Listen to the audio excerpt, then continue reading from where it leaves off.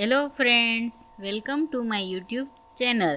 તો આજે આપણે બનાવીશું સાંજ માટે કે બાળકોને ટિફિનના લંચ બોક્સમાં આપી શકાય તેવા હેલ્ધી એવા ભાખરી પીઝા, જે આપણે તવા પર જ બનાવીશું. તો ચાલો આપણે બનાવીએ ભાખરી પીઝા.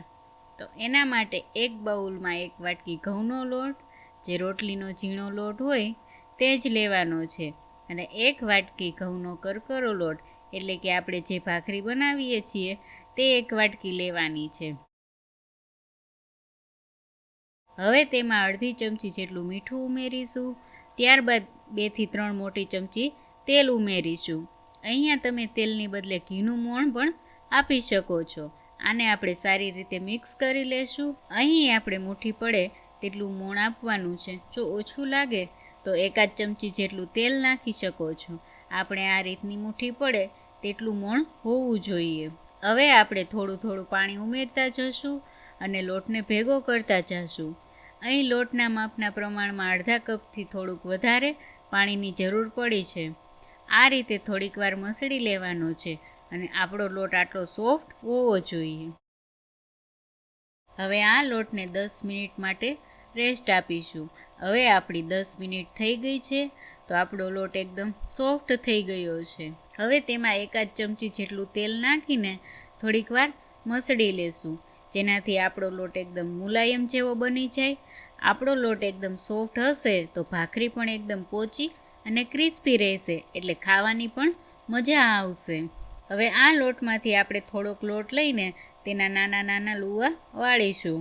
આ લોટમાંથી નાના નાના વાળશો તો 10 થી 12 જેટલા બનશે, અને જો મોટા વાળશો તો 8 થી 10 જેટલા બનશે. તો આ રીતના બધા લુવા વાળીને તૈયાર કરી લેવાના છે. હવે તેને પાટલી વેલણની મદદથી નાની નાની ભાખરી વણવાની છે.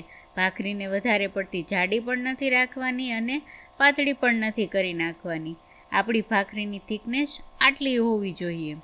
ભાખરીને એક સરખી બનાવવા માટે વાટકાના મદદથી આવી રીતે વધારાના લોટને કાઢી નાખીશું. લોટ વધે તેમાંથી એક નાનો બેઝ બનાવી લેશું. તો પીઝા બેઝ શેકતી વખતે ફૂલે નહીં એ માટે કાંટા ચમચીની મદદથી આ રીતે ચેકા કરી લેશું. ભાખરી વણતા હતા ત્યારે ગેસને મીડિયમ ફ્લેમ ઉપર જે ઢોસાનો તવો આવે તે ગરમ કરવા મૂકી દીધો છે. હવે આવી જ રીતે બધી ભાખરી વણીને તૈયાર કરી લેશું. હવે આ ભાખરીને આ રીતે જેટલી સમાઈ જાય તેટલી મૂકવાની છે. થોડીક વાર થાય એટલે તેને પલટાવીને બીજી બાજુ શેકવા માટે રાખી દઈએ. આપણે ગેસની ફ્લેમ લો જ રાખવાની છે. થોડી વાર પછી કપડાના મદદથી આ રીતે પ્રેસ કરતા જશું અને ફેરવતા જશું. આને ભાખરીની જેમ ગોલ્ડન બ્રાઉન નથી કરવાની અને ધીમા તાપે જ શેકવાની છે, નહીંતર અંદરથી કાચી રહેશે અને ઉપરથી ચડી જશે. હવે આને આપણે એક ડીશમાં કાઢી લેશું. આ રીતે બધી ભાખરીને શેકીને તૈયાર કરી લેવાની છે. હવે આપણે ઇન્સ્ટન્ટ પીઝા સોસ બનાવવા માટે એક વાટકામાં અડધો કપ ટોમેટો સોસ લીધેલો છે અને તેનાથી અડધો શેઝવાન સોસ લીધો છે.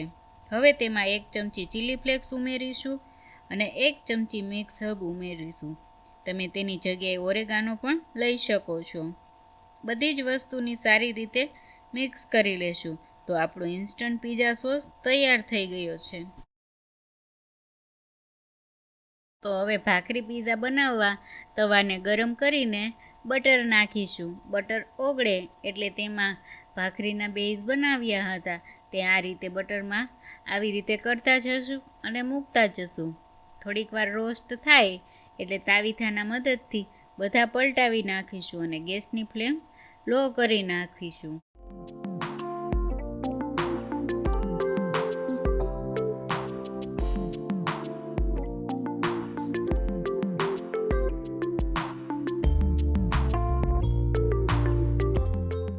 હવે તેની ઉપર અડધી ચમચી જે આપણે ઇન્સ્ટન્ટ પીઝા સોસ બનાવ્યો હતો તે લગાડી દઈએ. જો બાળકોને શેઝવાન સોસ પસંદ ના હોય તો તમે ખાલી ટોમેટો સોસ પણ લગાવી શકો છો. જો તમારી પાસે પીઝા સોસ હોય તો તે પણ તમે લગાવી શકો છો. હવે તેની ઉપર મોઝરેલા ચીઝ આવે તે લીધું છે. તમે કોઈ પણ ચીઝનો ઉપયોગ કરી શકો છો. હવે ટોપિંગ માટે આ રીતે ડુંગળીની સ્લાઈસ મૂકીશું. ડુંગળીની સ્લાઈસ મુકાઈ જાય એટલે કેપ્સિકમ મરચાં મૂકીશું. જો તમારી પાસે લાલ પીળા કેપ્સિકમ હોય તો તમે તે પણ લઈ શકો છો. ત્યારબાદ તેની ઉપર ટામેટાના પીસ મૂકીશું. આપણે ટમેટાની અંદર બીનો ભાગ હોય તે કાઢીને જ લેવાનો છે. હવે તેની ઉપર પાછું થોડુંક મોઝરેલા ચીઝ ઉમેરીશું. અહીં તમે મકાઈના દાણા અને જો તમારી પાસે બ્લેક કે ગ્રીન ઓલિવ્સ હોય તો તે પણ તમે નાખી શકો છો, જે બિલકુલ ઓપ્શનલ છે. હવે તેની ઉપર ચીલી ફ્લેક્સ અને ઓરેગાનો છાંટી દઈએ.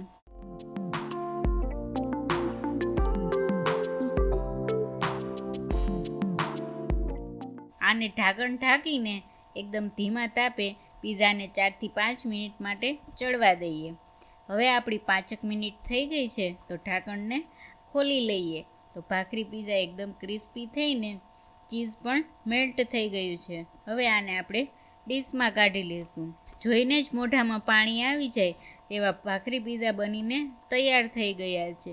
જો તમને મારી રેસીપી ગમતી હોય તો લાઈક કરજો, શેર કરજો અને સબસ્ક્રાઈબ કરવાનું ના ભૂલતા. અને નવી રેસીપીની નોટિફિકેશન તમને મળી રહે એ માટે બેલ આઇકોનને જરૂરથી દબાવજો. Thanks for watching.